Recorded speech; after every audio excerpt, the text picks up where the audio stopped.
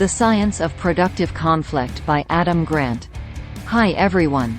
Today I am going to review the book, The Science of Productive Conflict, by Adam Grant. The first step to productive conflict is to develop a thorough understanding of what the conflict is really about. When people agree to disagree, they are missing an opportunity to work together to reach a resolution. Conflicts are inevitable, and they can be uncomfortable, but they are rarely unsolvable. The goal isn't to have less conflict. It's to have the right kind of conflict. Adam Grant. Author Glennon Doyle has an ongoing conflict with her wife, retired soccer player Abby Wambach. When Wambach orders takeout, she buys as many as 5 pizzas for their family of 5. For Doyle, who grew up in a prudent family, 5 pizzas for 5 people feels overindulgent. But in Wambach's mind, she's protecting her children from scarcity when she orders too much food. Wambach sees her actions as nurturing, but Doyle views over-ordering as wasteful. The couple fights about this issue regularly. The ladder of inference conflict model can help you recognize the observations, assumptions and conclusions at the heart of a conflict. Sometimes the first step to resolving a conflict is to disentangle observations, assumptions and conclusions using a model called the ladder of inference. At the bottom rung, Doyle observes that Wambach buys too much food. Doyle then climbs to the assumption rung of the ladder of inference by supposing that Wambach is okay with squandering money and food. Doyle might ultimately conclude that Wambach is wasteful. In conflict, the mistake we make is that we argue only about our conclusions.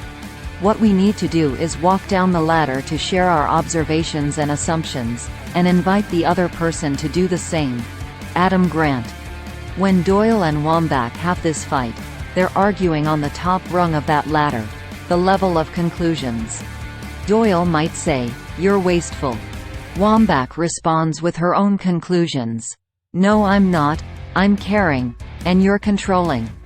If Doyle and Wambach climb down a couple of rungs on the ladder of inference, they'll move from conclusions to observations, cultivating a more productive conversation.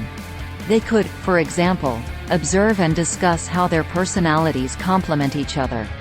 Wambach might share her early experiences with food scarcity, and Doyle could contribute her thoughts on frugality. Such a conversation would prompt deeper understandings and solutions that align with both of their values.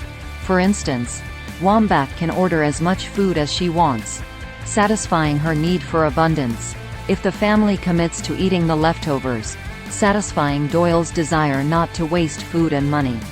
When dealing with status conflict, first clarify each person's role.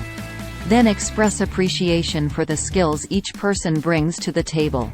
Conflict has numerous varieties, so recognize what kind of conflict you're embroiled in.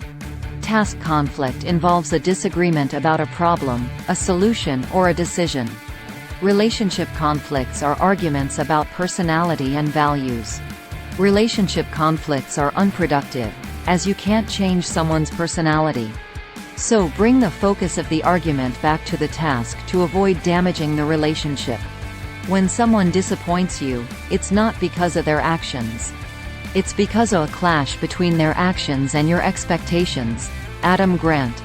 Status conflict involves questions of hierarchy. To limit status conflict in the workplace, start new projects by discussing each team member's skill set. Have an explicit discussion about which role each person will play in completing a successful project. This will help team members to appreciate the contributions of their team members. Next, build respect.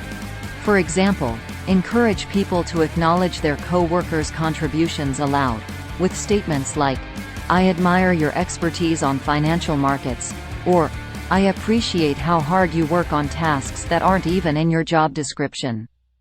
Verbal affirmation can help people lower their defenses and get back to work.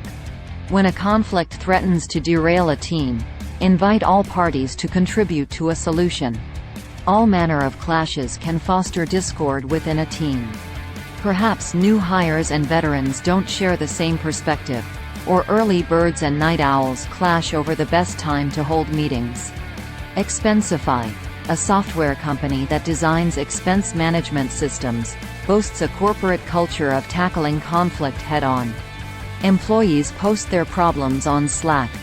Colleagues pitch in to define and diagnose the problem before working together to suggest solutions. Harmony isn't the combination of identical sounds. It's the pleasing arrangement of different tones, different voices, or different instruments. Creative tension can make beautiful music. Adam Grant.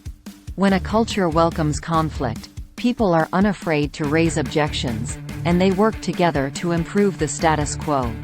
When individuals agree on the problem, they have a better shot at finding a solution that works for everyone. If an ideal resolution lies out of reach, the participants have at least strengthened their ability to build consensus by collaborating to define the problem. Takeaways.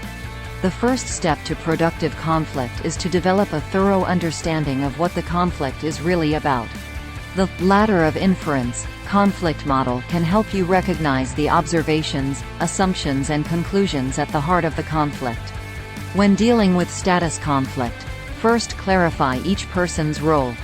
Then express appreciation for the skills each person brings to the table. When a conflict threatens to derail a team, invite all parties to contribute to a solution. Please like, share and subscribe for more videos. Thanks for watching.